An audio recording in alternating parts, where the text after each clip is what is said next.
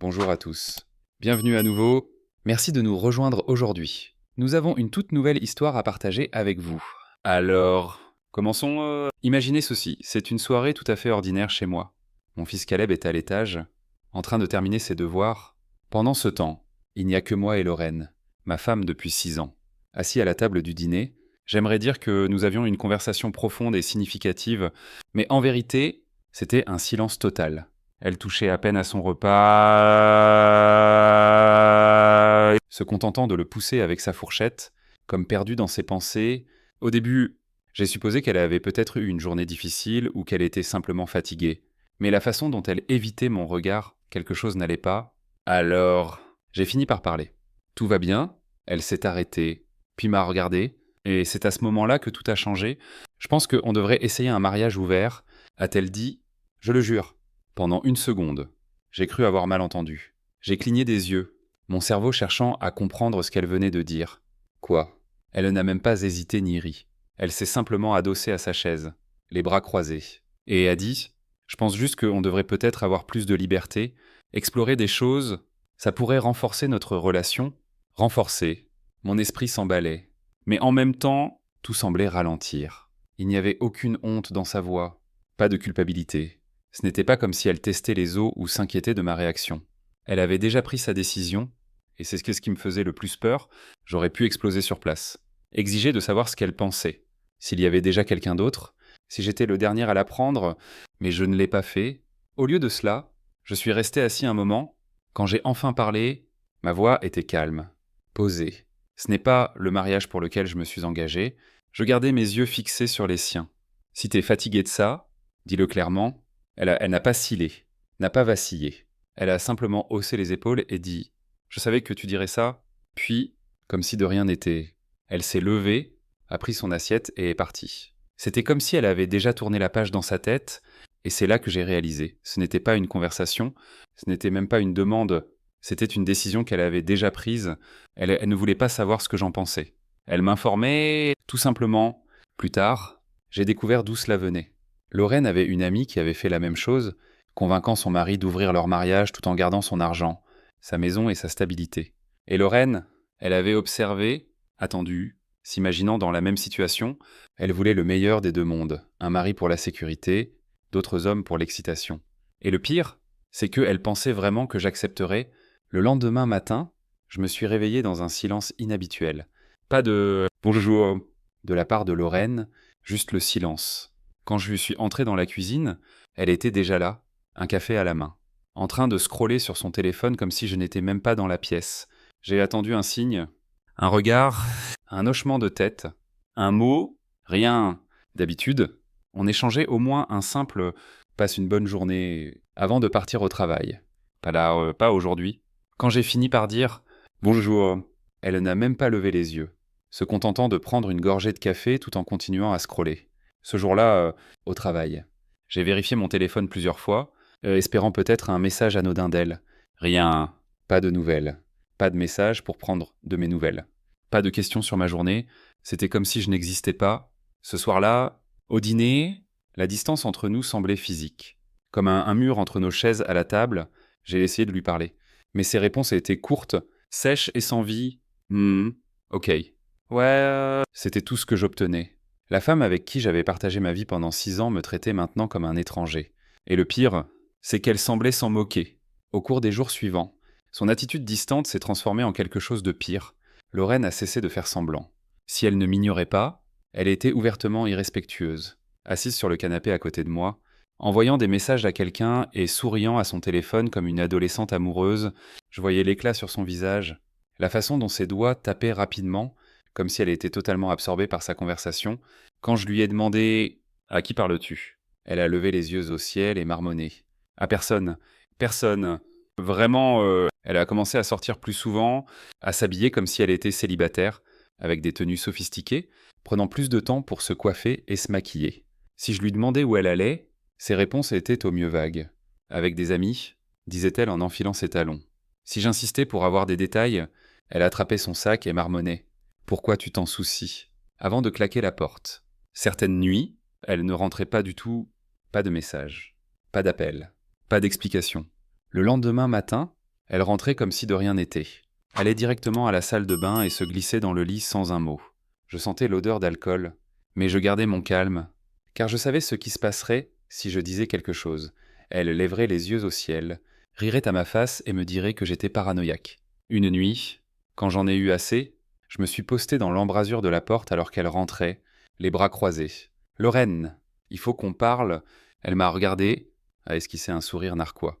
Puis Harry, « Non, on n'a pas besoin, » a-t-elle dit en me frôlant. Puis elle est entrée dans la chambre et a fermé la porte à mon nez. C'est là que j'ai réalisé que ce n'était pas juste de l'indifférence. C'était intentionnel. Elle voulait que je me sente sans valeur. C'est une chose de sentir que sa femme ne se soucie plus de vous. C'en est une autre quand votre enfant commence à le remarquer aussi. Un soir, j'étais dans la cuisine en train de débarrasser la table du dîner quand Caleb m'a regardé avec ses grands yeux curieux. « Papa, pourquoi Lorraine ne mange plus avec nous ?» Pendant une seconde, je n'ai pas su quoi répondre. Comment expliquer à un enfant de 11 ans que la femme qu'il considère comme sa famille ne se soucie plus de s'asseoir à la même table que nous? Qu'elle choisit de nous ignorer? J'ai forcé un sourire. Lui ébouriffant les cheveux. Elle a juste été très occupée. Mon grand. Il a hoché la tête sans poser plus de questions. Mais la façon dont il m'a regardé, il savait probablement que je mentais. Cette nuit-là, après que Caleb est allé se coucher, je suis resté seul dans le salon, à fixer le vide.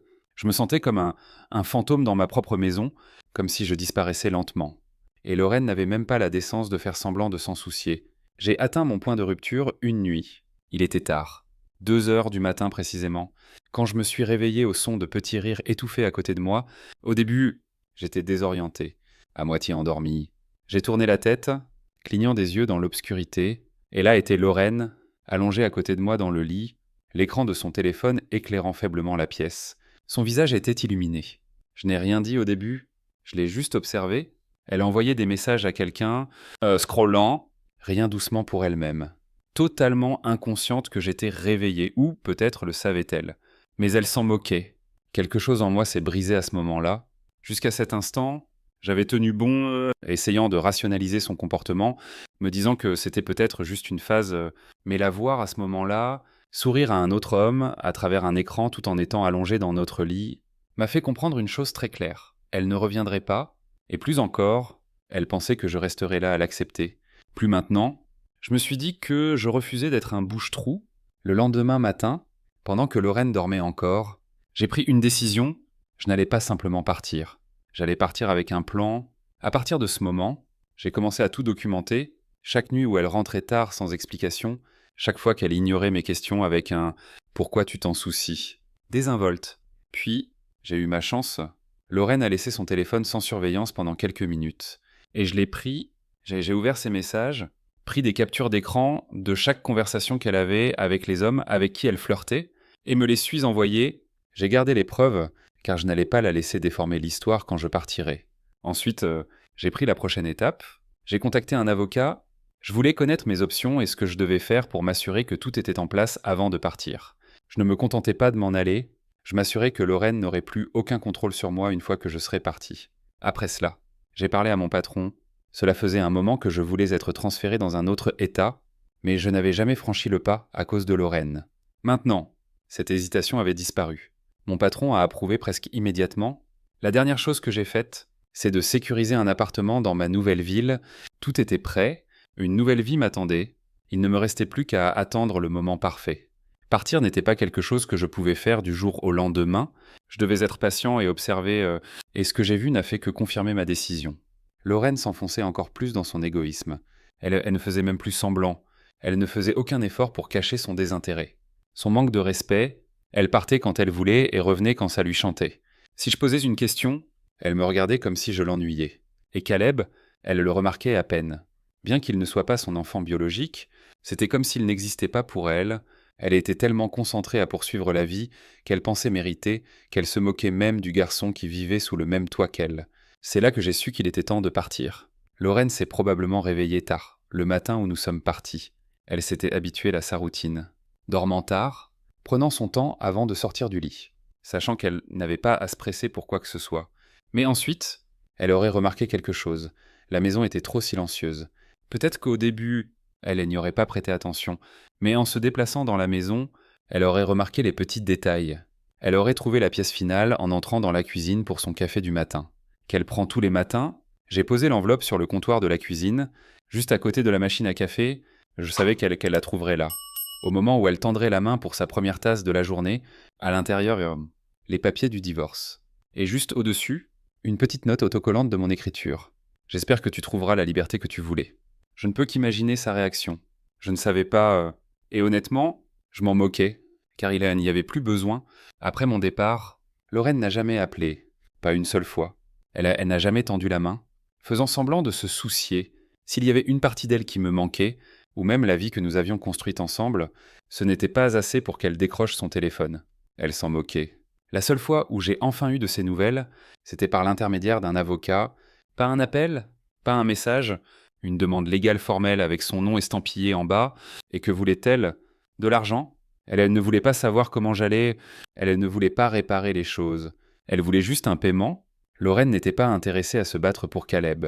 Il n'avait jamais été le sien pour commencer. Elle n'avait jamais vraiment endossé le rôle de mère. Et quand je suis parti, elle n'a même pas essayé de prétendre vouloir la garde, mais ce qu'elle voulait. C'était mon argent. La lettre de son avocat énumérait ses demandes comme une liste de courses, une somme forfaitaire pour compenser les années de notre mariage. Une pension alimentaire, même si elle était parfaitement capable de travailler, et la partie la plus ridicule, la moitié de mes biens. Elle croyait vraiment qu'après tout ce qu'elle avait fait, je serais toujours responsable de maintenir son style de vie. C'était presque risible. L'arrogance, l'audace pour. Elle ne demandait pas ce qui était juste, elle demandait à être récompensée pour m'avoir traité comme un déchet. Mais je n'avais aucune intention de jouer le jeu. En entrant dans la salle d'audience, je savais déjà comment cela allait se terminer. J'avais passé des mois à me préparer, rassemblant chaque pièce de preuve dont j'avais besoin pour m'assurer qu'elle n'obtiendrait pas un centime de ma part. J'avais documenté ses nuits tardives, son indifférence, son manque de respect flagrant. J'avais sauvegardé des captures d'écran de ses messages avec d'autres hommes, prouvant que ce n'était pas juste une déconnexion émotionnelle, elle était déjà passée à autre chose avant même de demander un mariage ouvert. Quand mon avocat l'a tout exposé, ce n'était même pas un combat, le juge a jeté un œil au dossier et a statué en ma faveur. Lorraine n'a rien obtenu. Elle avait passé tellement de temps à agir comme si j'étais jetable, convaincue que je resterais et tolérerais son comportement ou que je partirais tout en étant encore financièrement responsable d'elle. Mais maintenant, elle avait joué et perdu. Elle n'avait personne à blâmer qu'elle-même. Cela faisait plus de 2 ans que j'étais parti. 2 ans depuis que Caleb et moi avions fait nos valises et laissé cette maison derrière nous. Pendant tout ce temps, Lorraine n'a jamais tendu la main. Elle était parfaitement à l'aise avec ça. Et moi, j'avais tourné la page. Je ne dirais pas que j'étais complètement guéri, mais j'allais mieux. Je n'attendais plus d'excuses ou une prise de conscience de dernière minute de sa part. J'avais accepté le fait qu'il n'y aurait jamais de clôture. Puis, sorti de nulle part, mon téléphone a sonné.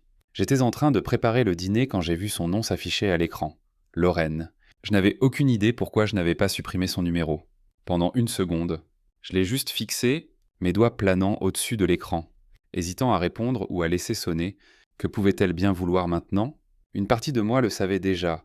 Les gens comme Lorraine ne tendent la main que quand ils veulent quelque chose. Finalement, j'ai répondu « George ». Sa voix était différente.